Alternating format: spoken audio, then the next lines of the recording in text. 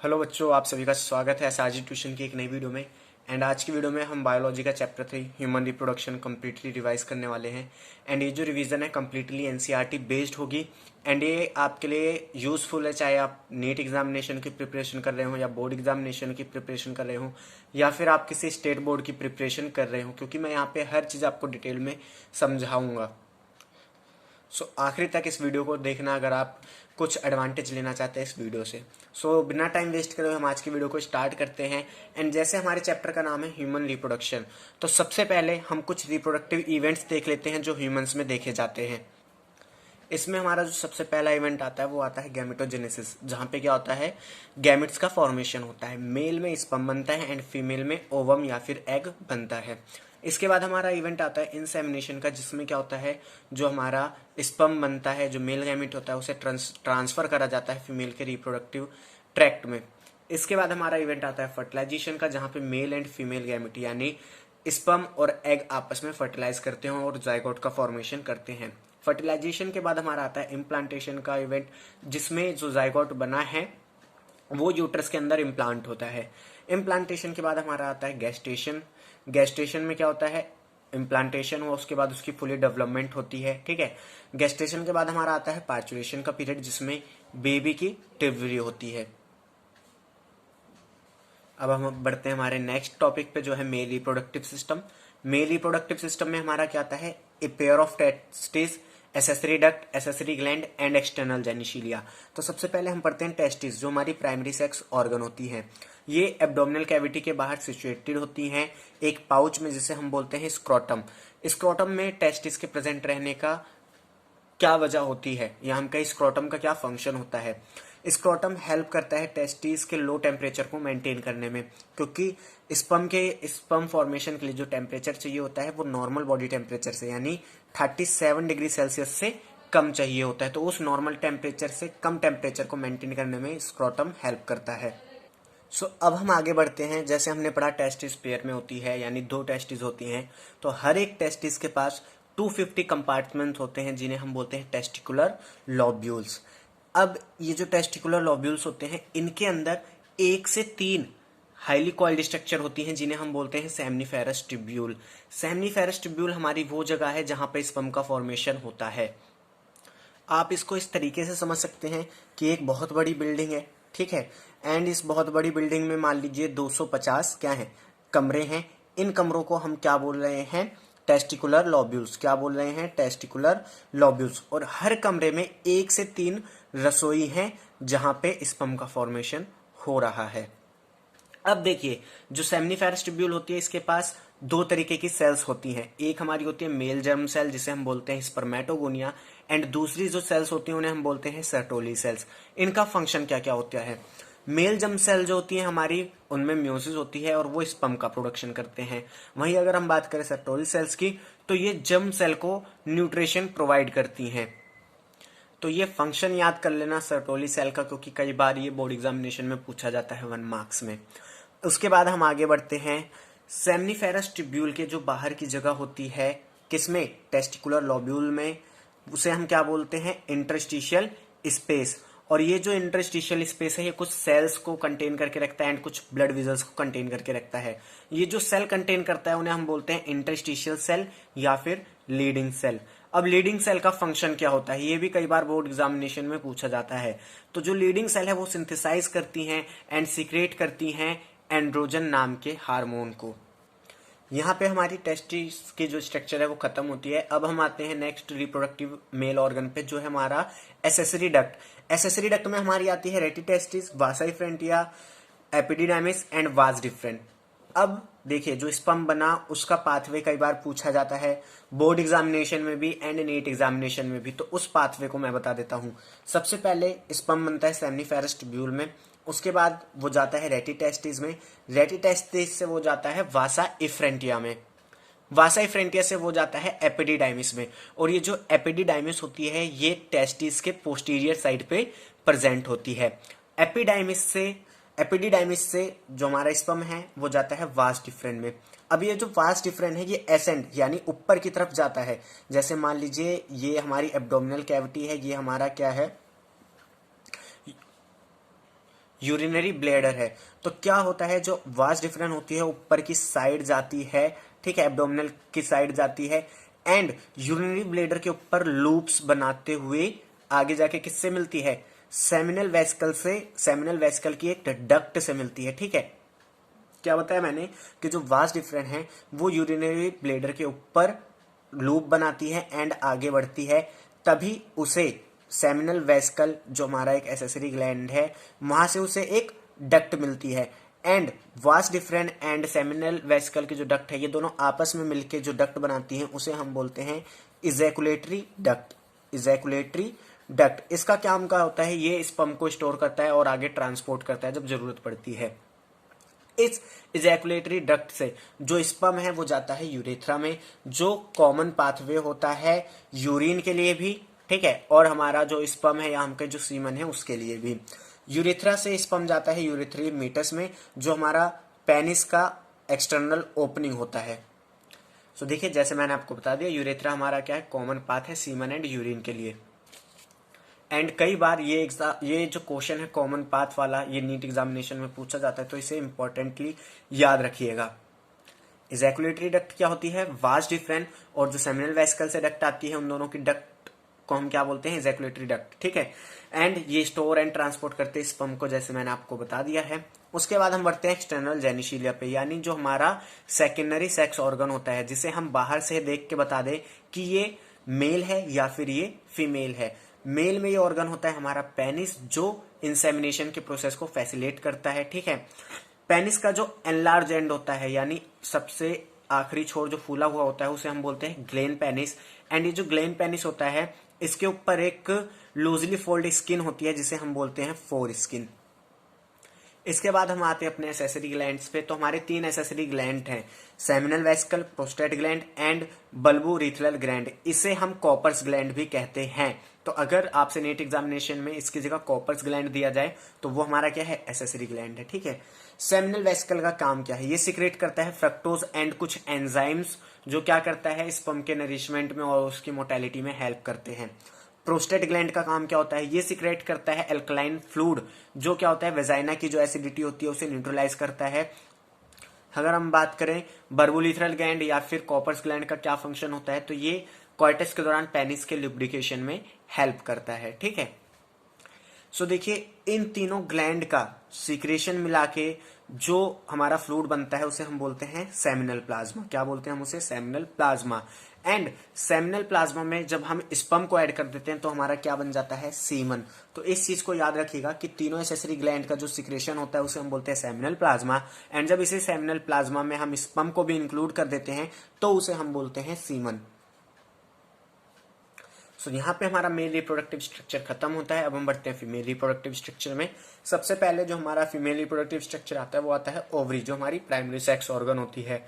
ये lower abdominal पे present होती है, अटैच होती है यूट्रस और पेल्विक वॉल से लिगामेंट्स के द्वारा। लिगामेंट्स हमारे क्या होते हैं, फाइब्रस कनेक्टिव टिश्यू होते हैं जो एक बोन को दूसरी बोन से जोड़ते हैं। तो यहाँ पे भी वो सेम काम करते हैं, वो यूट्रस को किससे जोड़ते हैं, ओवरी से जोड़ते हैं, एंड जो पेल्विक वॉल होती है उसे भी ओवरी से जोड़ते हैं। ओवरी जो है हमारी वो कवर होती है एपिथेलियम से, एंड एपिथेलियम के नीचे होता है ओवेरियन स्ट्रोमा। ओवेरियन स्ट्रोमा जो है 2 जोन्स में डिवाइड होता है, एक हमारा होता है पेरिफेरल कॉर्टेक्स एंड एक हमारा होता है इनर मेडुला। अब हम आगे बढ़ते हैं और हमारी आती है एसेसरी डक्ट। एसेसरी डक्ट में हमारी फैलोपियन ट्यूब आती है, यूट्रस आता है एंड हमारा वजाइना आता है। सबसे पहले हम फैलोपियन ट्यूब को पढ़ते हैं। तो फैलोपियन ट्यूब डिवाइड होती है 3 पार्ट में। एक हमारा होता है इस्थमस, जो यूट्रस के पास होता है। उसके बाद हमारा आता है एम्पुला, जो क्या होता है, इस्थमस एंड इनफंडिबुलम के बीच में होता है। इनफंडिबुलम जो है हमारा फनल शेप्ड होता है और ये ओवरी के पास सिचुएटेड होता है। जैसे मान लीजिए ये अगर हमारा यूट्रस है तो ये हमारी इस तरीके से होती है, ठीक है, ये इस तरीके से होती है स्ट्रक्चर। तो ये जो हमारा होता है इसे हम बोलते हैं इस्थमस, यहाँ पे होता है एम्पुला, एंड ये जो फनल शेप स्ट्रक्चर होती है इसे हम बोलते हैं इनफंडिबुलम। अब देखिए, इनफंडिबुलम के एंड पे कुछ फिंगर लाइक प्रोजेक्शन होती है जिसे हम बोलते हैं फिम्ब्रे। फिम्ब्रे का फंक्शन कई बार board examination and NEET examination में पूछा जाता है। तो फिम्ब्रे का फंक्शन होता है ओव्यूलेशन के दौरान जो ओवम रिलीज हुआ है उसे कलेक्ट करना ओवरी से। अब यहाँ पे हमारा फैलोपियन ट्यूब खत्म होता है, हम बढ़ते हैं यूट्रस पे। यूट्रस को हम वॉर्म भी कहते हैं, जिसे हिंदी में भ्रूणाशय कहा जाता है, ठीक है। वॉर्म जो है वो ओपन होता है सर्विक्स में, एंड सर्विक्स ओपन होता है वजाइना में। सर्विक्स की जो कैविटी होती है उसे हम बोलते हैं सर्वाइकल कैनाल, और सर्वाइकल कैनाल वेजाइना के साथ मिलके बर्थ कैनाल का फॉर्मेशन करती है। तो ये चीज याद रखना कि बर्थ कैनाल क्या होती है, सर्वाइकल कैनाल प्लस वेजाइना जो होता है वो हमारा बर्थ कैनाल कहलाता है। बर्थ कैनाल का मतलब क्या है, वो रास्ता जहां से बेबी का पास्चुरेशन होता है, वो बाहर की साइड आता है एंड उसका जन्म होता है। अब जो हमारी यूट्रस है उसकी 3 वॉल होती है। एक हमारी होती है पेरीमेट्रियम, जो सबसे बाहर की लेयर होती है, आउटर मोस्ट लेयर। उसके बाद हमारी आती है मायोमेट्रियम, जो हमारी मिडल लेयर होती है। एंड थर्ड हमारी आती है एंडोमेट्रियम, जो हमारी इनर मोस्ट लेयर होती है। पेरीमेट्रियम का काम होता है फंक्शन प्रोवाइड करना। मायोमेट्रियम का क्या काम होता है, मायोमेट्रियम का काम होता है जब पार्चुरेशन के दौरान यानी बेबी की डिलीवरी के टाइम पे उनमें कॉन्ट्रैक्शन होती है, और ये कॉन्ट्रैक्शन बहुत ही ज्यादा स्ट्रांग होती है ताकि जो बेबी है उसे वजाइना से बाहर करा जा सके। उसके बाद हम आते हैं एंडोमेट्रियम पे। एंडोमेट्रियम का काम क्या होता है, ये इम्प्लांटेशन में हेल्प करता है एंड मेंस्ट्रुएशन साइकिल के दौरान इसी में साइक्लिक चेंजेस आते हैं, क्योंकि एंडोमेट्रियम का उस टाइम पे ब्रेक डाउन होता है। अब हम आते हैं एक्सटर्नल जेनिशिलिया पे। फीमेल में जो एक्सटर्नल जेनिशिलिया होती है वो कंस्टिट्यूट करती है mons pubis, labia majora, labia minora, hymen and clitoris. यहाँ पे जो सबसे ज्यादा इंपॉर्टेंट है वो हाइमन एंड क्लिटोरिस है, ठीक है। सो मॉन्स प्यूबिस क्या होती है, बेसिकली सबसे ऊपर होती है ये, एंड फैटी टिश्यू से बनी हुई होती है, एंड ये कवर होती है स्किन और पब्लिक हेयर से। उसके बाद आती है हमारी लेबिया मेजोरा, जो टिश्यू कनेक्टिव टिश्यूज का फोल्ड होता है और ये वेजाइनल ओपनिंग को चारों तरफ से घेर के रखता है। उसके बाद हमारा आता है लेबिया माइनोरा, जो टिश्यू सेम टिश्यू से बना हुआ होता है एंड लेबिया माइजोरा के नीचे होता है। उसके बाद हमारा आता है हाइमन। ये चीज ज्यादा इंपॉर्टेंट है। हाइमन हमारी क्या होती है, एक मेम्ब्रेन होती है जो वेजाइना को पार्शियली यानी आधा कवर करके रखती है। सो कई बार ये क्वेश्चन पूछा जाता है कि अगर किसी फीमेल में हाइमिन अब्सेंट है, ठीक है, तो हम क्या ये माने कि वो गर्ल जो है वो वर्जिन है, सॉरी वर्जिन नहीं है। तो इसका आंसर आप क्या देंगे, कमेंट बॉक्स में बताइए। मैं आपको इसका आंसर बताता हूं। देखिए इसका आंसर है नो, क्योंकि कई बार क्या होता है जो स्पोर्ट्स में पार्टिसिपेट करती हैं, ठीक है, फीमेल्स, उनमें उनमें या फिर कई बार नॉर्मल केसेस में देखा जाता है कि जो हाइमन है वो अपने आप ही ब्रेक डाउन हो जाती है। सो जो हाइमन है वो ये इस चीज को इंडिकेट नहीं करती कि कोई फीमेल वर्जिन है या नहीं है। उसके बाद हम बढ़ते हैं क्लिटोरिस पे। ये फिंगर लाइक स्ट्रक्चर होती है जो labia majora and labia minora से ऊपर प्रेजेंट होती है। ये चीज याद रखना, क्लिटोरिस कहां प्रेजेंट होती है, labia majora and labia minora से ऊपर, एंड ये ग्लेन पेनिस के होमोलोगस होती है। यहाँ पे बस इसमें एक चीज होती है कि ये जो ग्लेन पेनिस के होमोलोगस होती है ये फीमेल में ज्यादा तरीके से डेवलप नहीं कर पाती और उनमें काफी छोटी रहती है, बहुत छोटी रहती है। सो अब हम आते हैं मेमरी ग्लैंड्स पे। मेमरी ग्लैंड्स हमारी क्या होती है, पेयर्ड स्ट्रक्चर होती है, जिन्हें हम ब्रेस्ट भी कहते हैं, एंड ये glandular tissue and variable amount of fat से मिलकर बनी हुई होती है। जो ग्लैंडुलर टिश्यू होता है वो डिवाइड होता है 15 से 20 मेमरी लोब्स में, एंड इनमें से हर एक लोब एक क्लस्टर ऑफ सेल्स को कंटेन करती है, जिन्हें हम बोलते हैं एल्वियोली। एल्वियोली की सेल्स क्या करती हैं, मिल्क को सिक्रेट करती हैं और उन्हें स्टोर करती हैं अपनी कैविटीज में, जिन्हें हम ल्यूमन कहते हैं। ये जो एल्वियोली है ये ओपन होती है मेमरी ट्यूब्यूल्स में। Tubules of each lobe join to form a mammary duct. अब देखिए ये चीज मैं आपको डायग्राम के थ्रू समझाता हूँ पूरा। अब देखिए जैसे मान लीजिए ये हमारा क्या है, एक लोब है, मैंने क्या बनाया, ये सिर्फ एक लोब है, और इसमें ये जो मैं सर्कल बना रहा हूँ ये हमारी क्या है, एल्वियोली, क्या है, एल्वियोली की सेल्स है। अब ये जो इसकी एक पर्टिकुलर, एक एल्वियोली की एक जो पर्टिकुलर क्या है, डक्ट है, उसे हम क्या बोलते हैं, मेमरी ट्यूब्यूल्स। क्या बोलते हैं, ये जो पर्टिकुलर एक एल्वियोली की डक्ट है इसे हम क्या बोलते हैं, मेमरी ट्यूब्यूल्स। क्या बोलते हैं, मेमरी ट्यूब्यूल्स, ठीक है। एंड ये कई सारी, अब देखिए एक लोब में मान लीजिए हमारे पास ये कितनी है, 3 3 6 2 8, ये जो 8 हमारे पास मेमरी क्या है, ट्यूब्यूल्स हैं, ये 8 की 8 मेमरी ट्यूब्यूल्स एक दूसरे से मिलती हैं, ठीक है। क्या होता है, एक दूसरे से मिलती है एंड एक नई डक्ट का फॉर्मेशन करती है, जिसे हम क्या बोलते हैं, मेमरी डक्ट। क्या बोलते हैं इसे हम, मेमरी डक्ट, इसे हम बोलते हैं मेमरी डक्ट। अब देखिए इसके तरह हमारे पास और भी लोब्स हैं, तो उन लोब से जो मेमरी डक्ट आती है वो आपस में मिलके बनाती हैं क्या, क्या बनाती है हमारा मेमरी एम्पुला, क्या बनाती है मेमरी एम्पुला।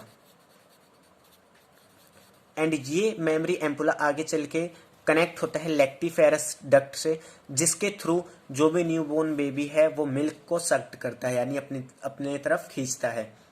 सो इस तरीके से पूरी स्ट्रक्चर होती है। इसी के साथ हमारा फीमेल रिप्रोडक्टिव स्ट्रक्चर खत्म होता है। अब हम आते हैं स्पर्मेटोजेनेसिस पे। तो देखिए स्पर्मेटोजेनेसिस है वो प्रोसेस होता है स्पर्म के फॉर्मेशन का। तो अगर आपसे क्वेश्चन पूछा जाता है व्हाट इज स्पर्मेटोजेनेसिस, तो आप क्या आंसर देंगे? It is the process of formation of sperm. अब हम इसके बारे में पढ़ते हैं। जो स्पर्मेटोजेनेसिस है वो ह्यूमंस में या मेल्स में स्टार्ट होती है पुबर्टी की एज से, ठीक है। फीमेल में ये अलग होती है, फीमेल में oogenesis होती है एंड वो स्टार्ट हो जाती है फॉइटल स्टेज से ही। तो वो अभी हम जब पढ़ेंगे उसे तब डिस्कस करेंगे। तो स्पर्मेटोजेनेसिस कब स्टार्ट होती है? पुबर्टी में। इसमें क्या होता है, जो हमारी स्पर्मेटोगोनिया होती है यानी जो मेल जर्म सेल होती है उनमें माइटोसिस होते हैं और वो अपना नंबर इंक्रीज करते हैं। एंड जब वो माइटोसिस करते हैं, नंबर इंक्रीज करते हैं, तो जो हमारी नई सेल्स बनती हैं उन्हें हम क्या बोलते हैं? Primary spermatocytes. देखिए जैसे मैंने यहाँ दिखा रखा है, इनका क्रोमोसोम नंबर क्या होता है? 2n, यानी ये डिप्लॉयड होते हैं। अब इनमें पहली म्यूटिक डिवीजन होती है। देखिए हमने जब क्लास 11th में म्यूसिस पढ़ी है तो हमने पढ़ा है कि म्यूसिस 2 स्टेप में होती है, एक होती है म्यूसिस 1, एक होती है म्यूसिस 2। तो यहाँ पे फर्स्ट म्यूटिक डिवीजन से मेरा मतलब है म्यूसिस 1, यानी एक कंप्लीट म्यूसिस ही होगी लेकिन वो 2 स्टेप में होगी। तो पहला म्यूटिक डिवीजन होता है एंड हमारी 2 सेल्स बनती हैं जिनका क्रोमोसोम नंबर क्या होता है? n, यानी ये कैसी होती हैं? हैप्लॉइड होती हैं। एंड इन्हें हम बोलते हैं सेकेंडरी स्पर्मेटोसाइट्स। अब इन सेकेंडरी स्पर्मेटोसाइट्स में सेकंड म्यूटिक डिवीजन होती है और ये स्पर्मेटिड का फॉर्मेशन करते हैं। एंड ये भी क्रोमोसोम नंबर इनके पास क्या होता है? n, यानी ये हैप्लॉइड होते हैं। अब देखिए ये जो हमारे स्पर्मेटिड बनते हैं ये ट्रांसफॉर्म होते हैं किसमें? स्पर्म्स में। किसमें ट्रांसफॉर्म होते हैं? स्पर्म में। एंड इस प्रोसेस को हम क्या कहते हैं? स्पर्मियोजेनेसिस। तो स्पर्मियोजेनेसिस क्या है? स्पर्मेटिड का ट्रांसफर होना स्पर्म में क्या कहलाता है? स्पर्मियोजेनेसिस। और स्पर्मेटोजेनेसिस क्या है? स्पर्मेटोगोनिया से स्पर्म का बनना। तो ये डिफरेंस याद रखना। एंड यहाँ पे एक चीज और देखिए, हमारी एक स्पर्मेटोगोनिया से 4 स्पर्म का फॉर्मेशन हो रहा है। इसे याद रखना, अभी आगे काम आएगा जब हम oogenesis पढ़ेंगे। अब देखिए स्पर्म के फॉर्मेशन के बाद हमारा एक प्रोसेस आता है जिसे हम बोलते हैं स्पर्मिएशन। इसमें क्या होता है? जो भी स्पर्म बना हुआ होता है सेमनीफेरस ट्यूब्यूल में उसे रिलीज कर दिया जाता है सेमनीफेरस ट्यूब्यूल से, ठीक है। एंड कहाँ जाएगा वो? रेटिटेस्टिस में। इसके बाद हम आते हैं हार्मोनल कंट्रोल पे कि इस प्रोसेस में पूरे यानी स्पर्मेटोजेनेसिस में हार्मोन्स कैसे रोल प्ले करते हैं। तो देखिए जो हमारा GnRH होता है यानी गोनाडोट्रोपिन रिलीजिंग हार्मोन होता है, जो कहां से रिलीज होता है? हाइपोथैलेमस से। वो एंटीरियर पिट्यूटरी पे एक्ट करता है एंड वहां से 2 हार्मोन्स को सिक्रेट करवाता है, जिसमें हमारा एक होता है LH यानी ल्यूटिनाइजिंग हार्मोन एंड एक होता है FSH यानी फॉलिकुलर स्टिमुलेटिंग हार्मोन। LH जो है वो लीडिंग सेल्स पे अपना काम करता है एंड जो लीडिंग सेल्स हैं उनका काम क्या होता है? एंड्रोजन को बनाना और सिक्रेट करना। तो LH उसी चीज को इंड्यूस करता है कि जो हमारी लीडिंग सेल है वो क्या करे? एंड्रोजन का सिक्रेशन करे, ठीक है। बदले में एंड्रोजन का काम क्या होता है कि ये स्पर्मेटोजेनेसिस के प्रोसेस को चालू करवाता है। अब हम आते हैं FSH पे। ये एक्ट करता है सर्टोली सेल्स पे ताकि सर्टोली सेल्स कुछ सिक्रेशन कर सकें जो स्पर्मियोजेनेसिस के लिए जरूरी है एंड उसमें हेल्प कर सके। सो अब देखिए हमने देखा कि स्पर्म का फॉर्मेशन कैसे होता है। अब हम देखते हैं स्पर्म की स्ट्रक्चर बेसिकली क्या होती है। तो जो स्पर्म है वो डिवाइड होता है 4 पार्ट्स में। एक हमारा होता है हेड, सेकंड पार्ट होता है नेक, थर्ड पार्ट होता है मिडल पीस, फोर्थ पार्ट होता है टेल। अब जो हमारा हेड है इसके ऊपर एक कैप लाइक स्ट्रक्चर होती है जिसे मैंने ये सर्कल से मार्क कर रखा है। इस कैप लाइक स्ट्रक्चर को हम बोलते हैं एक्रोसोम। ये कुछ एंजाइम को अपने पास रखता है या इसके अंदर कुछ एंजाइम प्रेजेंट होते हैं जो जोना पेलुसुडा के पेनिट्रेशन में हेल्प करते हैं ताकि फर्टिलाइजेशन हो सके। एंड स्पर्म की जो पूरी बॉडी है वो कवर हुई होती है प्लाज्मा मेम्ब्रेन से। उसके बाद हम बढ़ते हैं हेड पे। तो हेड के अंदर जो भी हमारा जेनेटिक मटेरियल होता है या जो भी हमारा क्रोमोसोम होता है वो स्टोर होता है। उसके बाद हम आते हैं नेक पे, जहाँ से मिडल पीस अटैच होता है हेड के द्वारा। एंड जो मिडल पीस है वो कंटेन करके रखता है माइटोकॉन्ड्रिया, जो क्या करती है, एनर्जी प्रोड्यूस करती है एंड स्पर्म को मोटेलिटी प्रोवाइड कराती है। ठीक है, इसके बाद हमारा आता है टेल। टेल बेसिकली क्या करता है, मूवमेंट में हेल्प करता है स्पर्म की। सो ये हमारे क्या है, स्पर्म की स्ट्रक्चर है। सो यहाँ पे हमारा क्या खत्म होता है, स्पर्मेटोजेनेसिस। अब हम आते हैं oogenesis पे। oogenesis क्या है, process of formation of ovum या फिर एग। ठीक है, क्या कहलाता है, oogenesis। ये इनिशिएट हो जाता है एम्ब्रियोनिक डेवलपमेंट में। तो ये हमारा एक डिफरेंस हो गया स्पर्मेटोजेनेसिस एंड oogenesis में, क्योंकि कई बार डिफरेंस पूछ लेता है बोर्ड एग्जामिनेशन में, तो मैं साथ ही साथ डिफरेंस भी बता दे रहा हूं। इसमें क्या होता है, जो हमारी oogeneia होती है, ठीक है, उसमें माइटोसिस होती है और वो क्या बनाती है, प्राइमरी oocytes का फॉर्मेशन करती है। अब देखिए, ये जो प्राइमरी oocytes होती हैं, इनमें म्यूसिस स्टार्ट होती है और पहली जो म्योटिक डिवीजन होती है उसमें क्या होता है, उसमें प्रोफेज जो 1 होता है, प्रोफेज 1 होता है, उसी पे वो डिवीजन रुक जाती है। ठीक है, एंड उसके ऊपर कवरिंग आने लगती है जिससे हमारा प्राइमरी फॉलिक्यूल बनता है। तो वो चीज आगे का है, उसे हम अभी बाद में पढ़ेंगे। हम नॉर्मली यहाँ पे इस चीज को देखते हैं। तो क्या होता है, प्राइमरी oocyte बनती है। प्राइमरी oocyte में जो पहली म्योटिक डिवीजन होती है वो ओवल्यूशन से जस्ट पहले कंप्लीट होती है। ये चीज ध्यान रखना कि प्राइमरी oocytes में जो पहली म्योटिक डिवीजन है वो कब कंप्लीट होती है, ओवल्यूशन से जस्ट पहले। एंड ये जो म्योटिक डिवीजन होती है ये अनइक्वल होती है, जिसकी वजह से हमारी एक पोलर बॉडी बनती है एंड हमारी एक सेकेंडरी oocytes बनती है। सेकेंडरी oocyte हमारी क्या होती है, n number of chromosome contain करती है, यानी ये हैप्लॉइड होती है एंड 23 क्रोमोसोम कंटेन करती है। उसके बाद सेकेंडरी oocyte में हमारा क्या होता है, सेकेंड म्योसिस होता है एंड ये सेकेंड म्योसिस होता है फर्टिलाइजेशन से जस्ट पहले। ये चीज ध्यान रखना, ठीक है। सेकेंड म्योसिस कब कंप्लीट होती है, फर्टिलाइजेशन से जस्ट पहले, जब स्पर्म जोनस पैलिस्यूडा को पेनिट्रेट करता है। तो ये चीज याद रखना। एंड इस सेकेंड म्योसिस के बाद हमारी एक ओवम बनती है एंड एक हमारी सेकेंड पोलर बॉडी बनती है। तो यहां पे अगर आप ऑब्जर्व कर सके तो एक ओगोनिया से सिर्फ एक ओवम बन रहा है, जो क्या है, स्पर्मेटोजेनेसिस से बहुत अलग है। स्पर्मेटोजेनेसिस में क्या हो रहा था कि एक स्पर्मेटोसाइट्स 4 स्पर्म का फॉर्मेशन कर रहे थे, लेकिन फीमेल गैमेटोजेनेसिस में क्या है, हम oogenesis में क्या है, एक oogeneia सिर्फ एक ओवम का फॉर्मेशन कर रहा है। तो ये भी हमारा एक डिफरेंस हो जाएगा। अब हम आते हैं डेवलपमेंट ऑफ फॉलिक्यूल्स में। देखिए एनसीईआरटी में ये सब साथ ही साथ दे रखा है, लेकिन मैं यहाँ पे अलग अलग करके पढ़ा रहा हूँ ताकि आपको कंफ्यूजन ना हो। तो देखिए, जैसे मैंने बताया कि जो प्राइमरी oocytes जब उनमें म्योसिस 1 होता है तो वो प्रोफेज 1 में डिवीजन पे रुक जाते हैं। अब जब वो रुकते हैं, यानी जो प्राइमरी स्पर्मेटोसाइट्स हैं उनमें डिवीजन रुक जाता है, तो उस टाइम पे उनके ऊपर कुछ लेयर्स बनना स्टार्ट होती हैं ग्रेनुलोजा सेल्स की। एंड उस प्राइमरी स्पर्मेटोसाइट्स के ऊपर जो लेयर बनी, उससे जो स्ट्रक्चर बनी, उसे हम क्या बोलेंगे, प्राइमरी फॉलिक्यूल। इसे आप इस तरीके से समझ सकते हैं कि ये हमारा क्या है, प्राइमरी oocytes है, इसमें डिवीजन रुक गई एंड इसके ऊपर क्या आ गई, ग्रेनुलोजा लेयर आ गई या ग्रेनुलोजा सेल्स की लेयर आ गई। अब जो प्राइमरी फॉलिक्यूल्स है उसके ऊपर कुछ और ग्रेनुलोजा सेल्स की लेयर आ जाती है एंड उसके ऊपर थीका आ जाता है। थीका हमारा क्या होता है, एंडोक्राइन सेल्स होते हैं, जो क्या करते हैं, हार्मोन का सिक्रेशन करते हैं। तो इसके ऊपर क्या होता है, कुछ और ग्रेनुलोजा लेयर आ जाती हैं, ठीक है। एंड अब ये जो हमारी स्ट्रक्चर बनी इसे हम क्या बोलते हैं, सेकेंडरी फॉलिक्यूल्स। एंड ये सेकेंडरी फॉलिक्यूल की कैरेक्टरिस्टिक क्या है कि इसमें एक थीका लेयर प्रेजेंट होती है। उसके बाद क्या होता है, जो सेकेंडरी फॉलिक्यूल है वो ट्रांसफॉर्म होता है टर्शियरी फॉलिक्यूल में। टर्शियरी फॉलिक्यूल की कैरेक्टरिस्टिक्स होती हैं कि उनके अंदर जो थीका है वो ऑर्गेनाइज हो जाता है आउटर लेयर में, जिसे हम बोलते हैं एक्सटर्ना, एंड इंटरनल लेयर में, जिसे हम बोलते हैं इंटरना, ठीक है।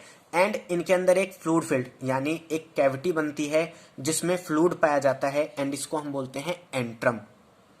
तो ये टर्शियरी फॉलिक्यूल की कैरेक्टरिस्टिक होती है कि उनमें एंट्रम प्रेजेंट रहेंगे और जो थीका है वो 2 लेयर में अरेंज होगी। अब ये जो हमारा टर्शियरी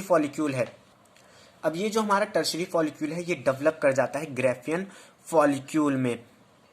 अब यहाँ पे देखिए, ध्यान से देखिए, इसके ऊपर भले ही हमारी क्या हो गई ग्रेनुलोसा सेल्स की लेयर आ गई, लेकिन हम इस पूरी स्ट्रक्चर को क्या बोल रहे हैं, क्या बोल रहे हैं, फॉलिकल। लेकिन इसके अंदर अभी भी हमारा क्या है, प्राइमरी स्पर्मेटोसाइट है। तो ये प्राइमरी स्पर्मेटोसाइट ओव्यूलेशन से जस्ट पहले अपनी डिवीजन को कंप्लीट करता है एंड क्या बनाता है, सेकेंडरी स्पर्मेटोसाइट।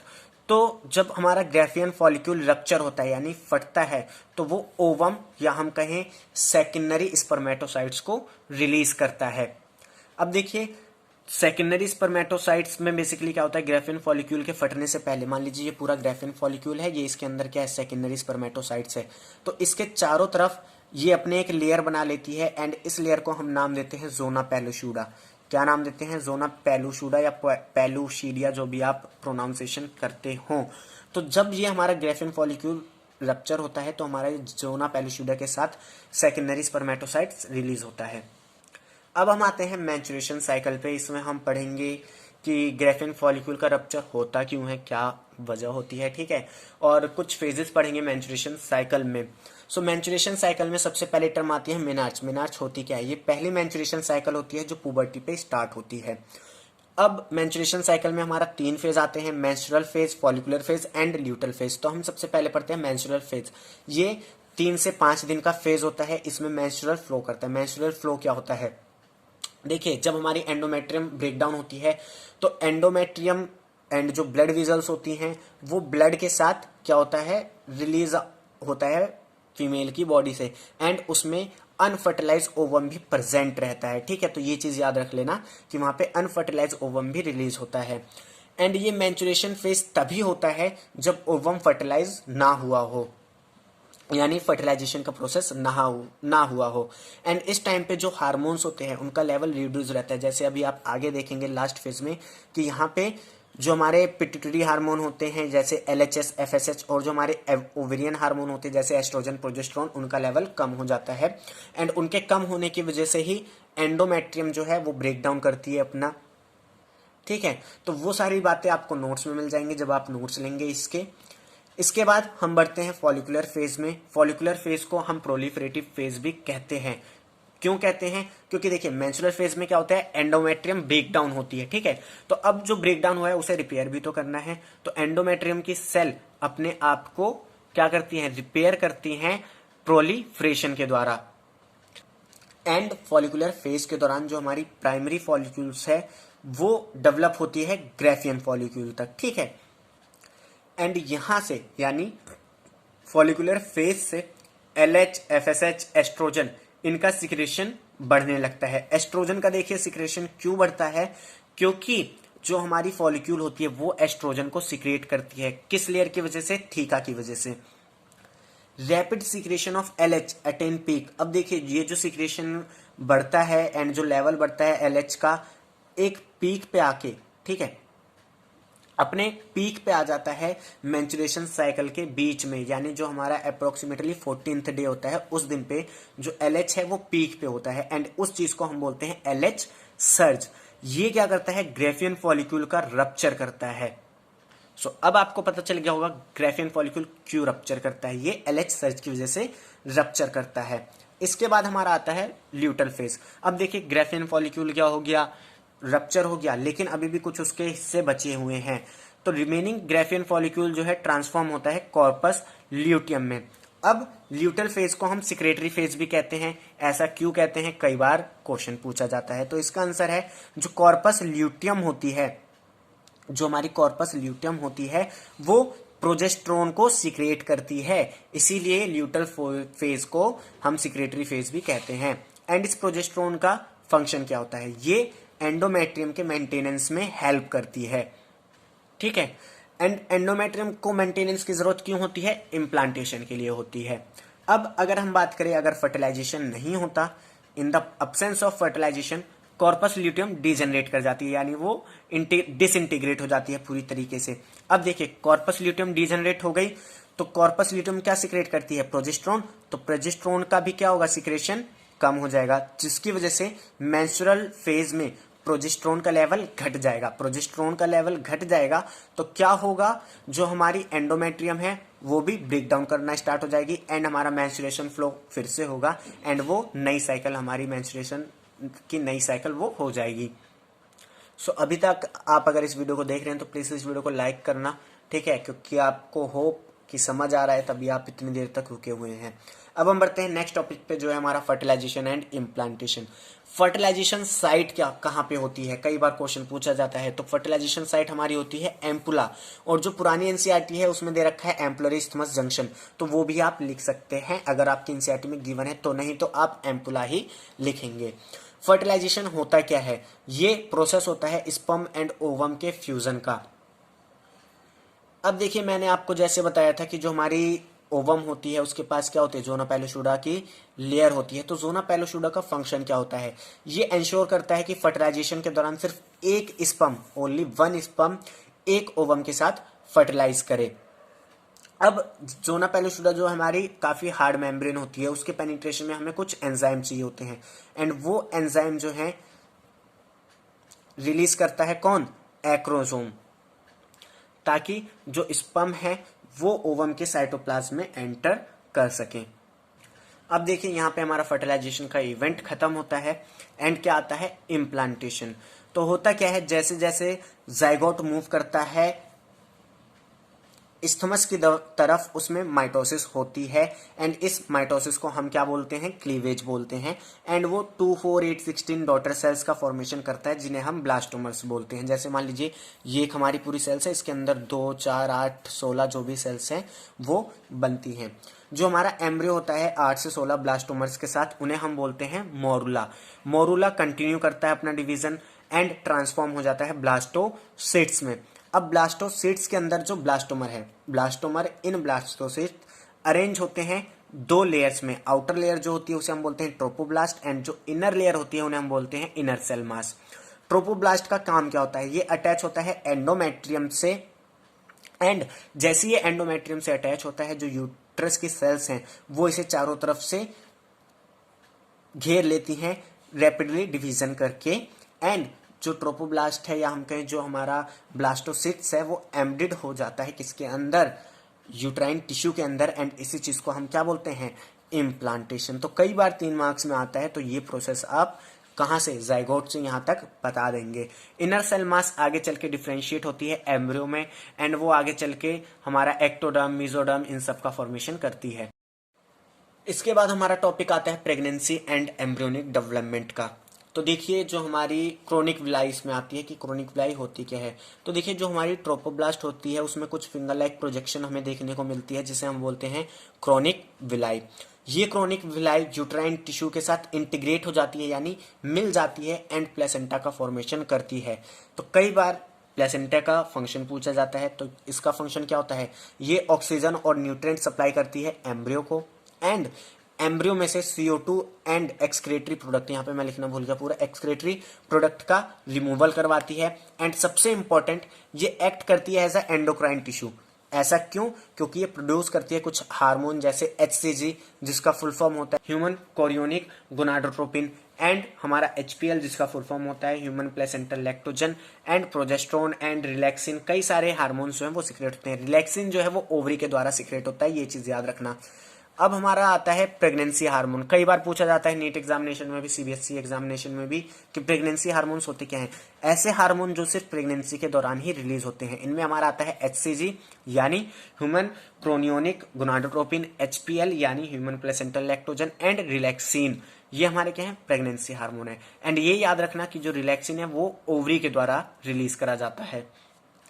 अब देखिए, जो हमारा इनर सेल मास है इम्प्लांटेशन के बाद, वो outer layer ectoderm and inner layer endoderm में डिफ्रेंशिएट हो जाता है, यानी वो 2 लेयर का फॉर्मेशन करता है, एक्टोडर्म और endoderm. Ectoderm outer layer, endoderm inner layer. कुछ समय बाद हमें इन दोनों के बीच में एक और लेयर देखने को मिलती है, जिसे हम बोलते हैं मेसोडर्म, एंड ये तीनों ही लेयर कैपेबल होती हैं नए ऑर्गन्स को राइज करने में। अब हम आते हैं स्टेम सेल्स पे। स्टेम सेल होती क्या है, ऐसी सेल जो कैपेबिलिटी रखती हैं नए टिश्यूज एंड नए ऑर्गन के फॉर्मेशंस की, उन सेल्स को हम बोलते हैं स्टेम सेल्स।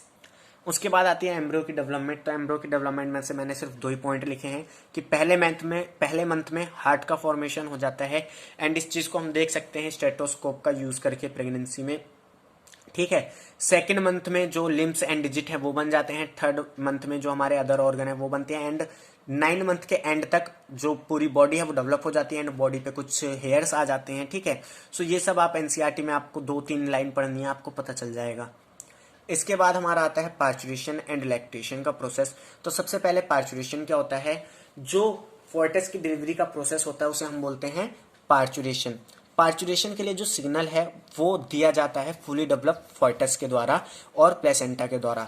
ये क्या करते हैं, जैसे ये सिग्नल उनके पास पहुंचता है वो क्या करते हैं, जो हमारी यूट्राइन टिश्यूज होती हैं या हम कहें जो हमारी मायोमेट्रियम होती है उसमें स्ट्रॉन्ग कॉन्ट्रैक्शन कॉज करते हैं। अब जब मायोमेट्रियम में कॉन्ट्रैक्शन होती है तो वो ब्रेन के पास सिग्नल भेजता है एंड वो ऑक्सीटोसिन नामक हार्मोन को रिलीज करवाता है एंटीरियर पिट्यूटरी ग्लैंड से, जो क्या करती है और ज्यादा कॉन्ट्रैक्शन करवाती है। एंड जैसी और ज्यादा कॉन्ट्रैक्शन होती है तो ब्रेन के पास दोबारा सिग्नल जाता है और वो और ज्यादा ऑक्सीटोसिन को रिलीज करता है, जिसकी वजह से और ज्यादा यूट्रस में कॉन्ट्रैक्शन होती है। तो ये प्रोसेस तब तक चलता रहता है जब तक जो बेबी है वो बाहर निकल नहीं जाता, यानी उसका एक्सपल्जन नहीं हो जाता मदर की बॉडी से। This process continue until expulsion of baby take place. इसके बाद हमारा आता है लैक्टेशन। तो लैक्टेशन हमारा प्रोसेस होता है मिल्क के सिंथेसाइज एंड सीक्रेशन का, एंड ये चीज फीमेल्स में देखी जाती है प्रेगनेंसी के दौरान या प्रेगनेंसी के कुछ समय बाद तक।